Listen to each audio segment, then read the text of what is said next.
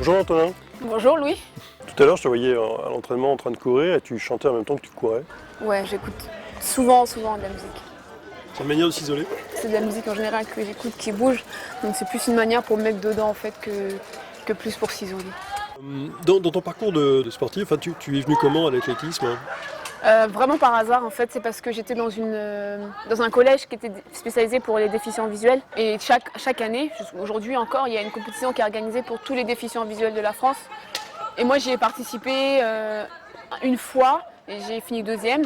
Et après, le directeur de l'équipe de France m'a proposé de faire un stage avec l'équipe de France handisport. Et moi, je découvrais en fait le monde du handisport. Et voilà, quoi. Une fois que j'ai fait un premier stage, j'ai fait une première compète, des championnats du monde. Et puis après, je voulais que gagner tout le temps, quoi.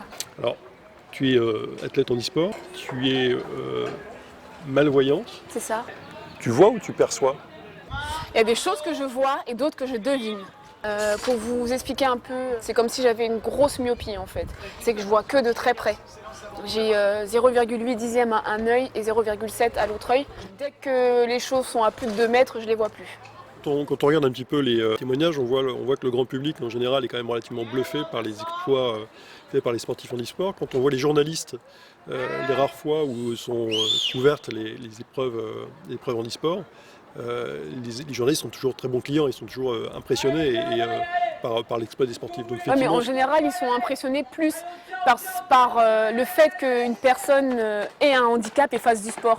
Et non pas parce qu'il y a une personne qui fait du sport. Voilà, moi, c'est plus cette partie-là. Moi, je pense qu'il faut vraiment voir d'abord la performance sportive avant de voir le handicap. Parce qu'il y a Arnaud Assoumani qui veut faire les jeux avec les valides.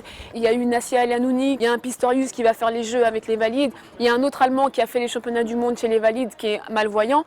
Donc voilà, ok, on a un handicap, mais on est des sportifs. Voilà. Quel est le type d'écart en termes de performance que tu peux avoir par rapport à quelqu'un qui court en étant voyant? J'ai eu quelques galères de blessures, mais quand j'étais en pleine forme, j'étais dans les 16 meilleures françaises sur 400 mètres. J'ai fait une année où j'ai fini 12e française au championnat de France élite valide, donc je trouve que c'est pas mal. Ah oui, non, 12e, impressionnant. Antonin, merci beaucoup pour cette interview. Merci.